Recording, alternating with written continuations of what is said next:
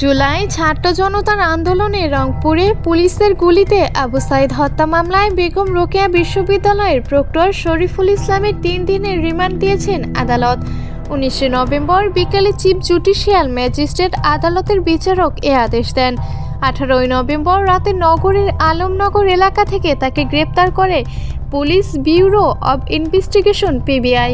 এ বিষয়ে Rangpur PBI police super Zakir Hossain জানান, আবু সাঈদ হত্যা মামলায় এজাহারভুক্ত আসামি শরীফুল ইসলামের বিরুদ্ধে ঘটনাস্থলে উপস্থিত থেকে পুলিশকে গুলি করতে নির্দেশনা দেওয়ার অভিযোগ আছে। গত 18 আগস্ট পুলিশের সাবেক আইজিপি সহ 17 জনের নাম এবং প্রায় 35 জনের অজ্ঞাতনামা উল্লেখ করে মামলা করা হয়।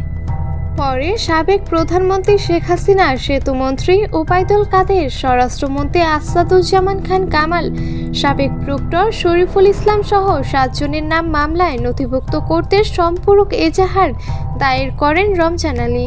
পরে আদালতের আদেশে বাকিদেরও আসামি হিসেবে অন্তর্ভুক্ত করা হয়। এর আগে আবু সাঈদ হত্যা মামলার বরখাস্ত হওয়া সহকারী উপপরিদর্শক এএসআই আমির আলী ও কনস্টেবল সুজন চন্দ্র রায়কে গ্রেফতার করা হয়। একই মামলায় আসামির সাবেক আইজিপিকে গ্রেফতার করা হয় ঢাকা থেকে। গত 16 জুলাই পুলিশের গুলিতে নিহত হন বেগম রোকেয়া বিশ্ববিদ্যালয়ের শিক্ষার্থী আবু সাঈদ।